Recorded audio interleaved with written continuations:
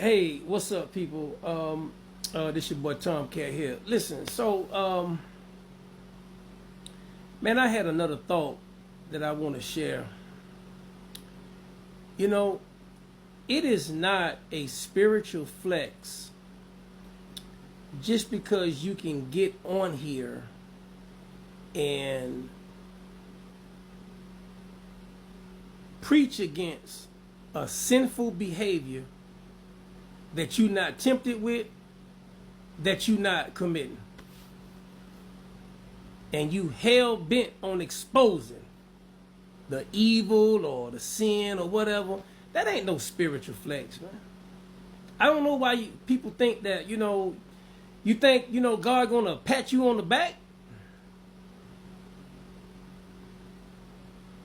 Yeah, there's a few scriptures in there that in the Bible that there's a few scriptures that talk about exposing evil and doing it. Yeah, it is. It's there. But let me tell you something else though that you might not be aware of or you might not care about. There's also more scriptures about how you're supposed to treat people too. I notice people might, be hell bent on exposing some stuff, right? And they might be hell bent on calling you wrong and calling you out on something, right? And then,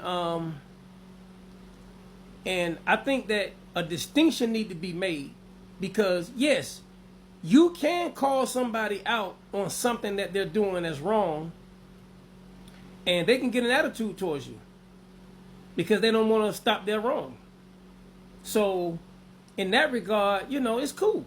I mean, you know what I'm saying? If you see a roach, and you spray some spray, but with a roach, all you gotta do is cut the lights on, you know what I'm saying? And the roach gonna be scattering and running, you know what I'm saying? But, and then, people like to use the scripture, am I now become your enemy because I tell you the truth? But see, you gotta stop with that because we know Paul was telling the truth about something. Paul was talking specifically information that he got directly from God. Proof of that is it's in the book called the Bible. And, and if you have some verifiable truth, that's one thing. But also in the Bible, what people don't know is that there's a lot of scriptures in there that talk about minding your business.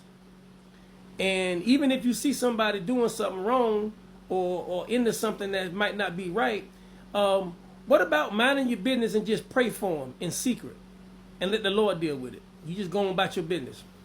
Why you got to be the one to try to expose and uncover something? That's one. And then number two, you might not have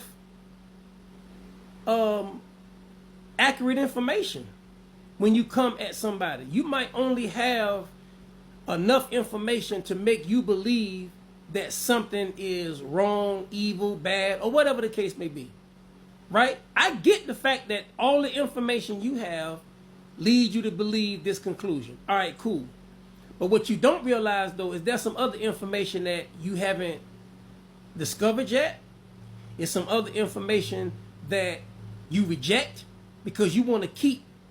You don't want to accept this other information because it's going to dilute the information that you're coming with. So a lot of times people reject a nuance to the argument. Yeah, you reject the nuance to an argument. You know why you reject it? Because if you accept it, then that means you be fair and balanced. See, the scripture, the Bible, it talks about being indecently and in order. If all you got is one side of a thing, that's all you got is just one side. You don't want to hear nobody else's side and try to weigh it out. Like I say, we're dealing with subjective information. We're not dealing with the Bible. Now, if a person don't want to believe the Bible, they just don't believe the Bible. Okay? It's all by faith, right? But when you're dealing with subjective information, I mean,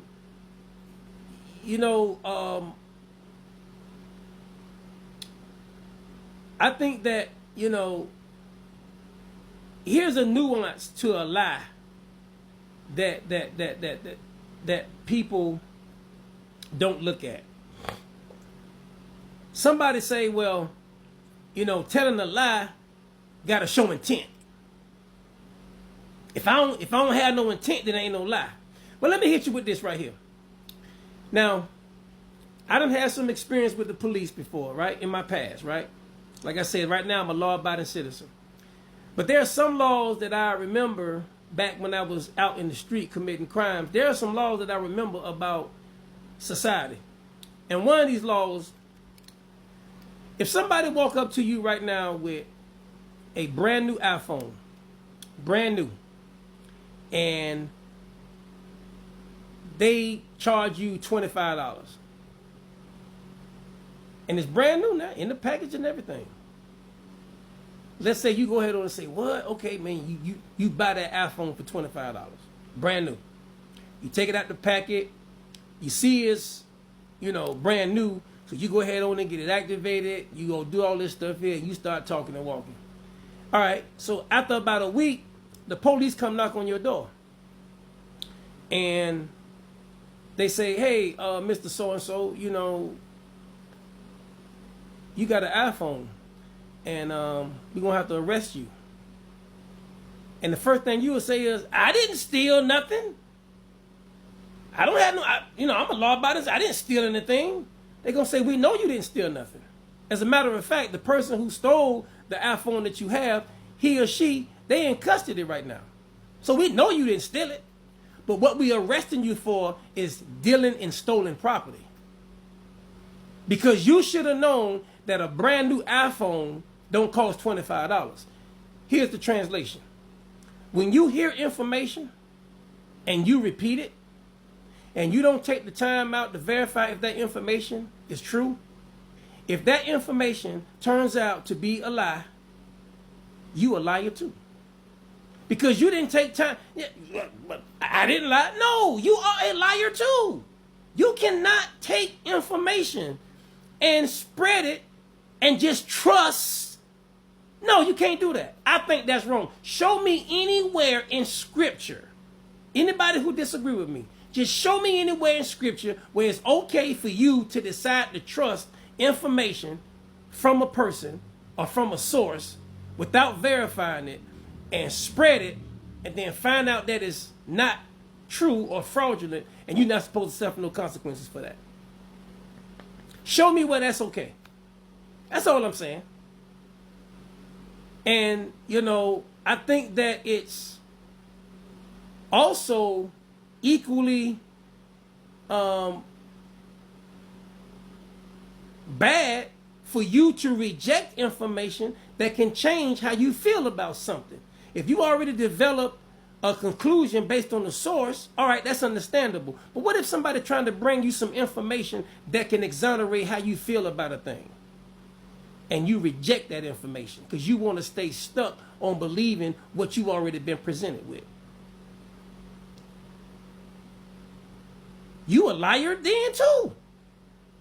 See, lying ain't just saying there's 20 sodas when there's only 15. Being a liar or a lie being successful, it goes way deeper than what most of us may think. And, you know, hey, look, I'm all for a genuine, respectful dialogue. If you think what I'm saying is fraudulent, I'll be more than happy to take your evidence. And if you can provide for me some evidence on how what I just said is not true, I'll change my position, I'll delete this video, and I won't say it again because I'm all about truth. I'm all about it. I'm all about having character and integrity. You know what I'm saying? And I'm all about verifying information. You know what I'm saying? So again, what makes a lie successful? People believe it. You don't have to believe a lie. You can verify information. And if it's information that you can't verify, then there's nothing wrong with you saying, well, I ain't going to believe that until I see more evidence and proof. You see what I'm saying? So that's my only thing with that, man. So, yeah. Lie, it goes way, it's a 3-letter word, but big consequences.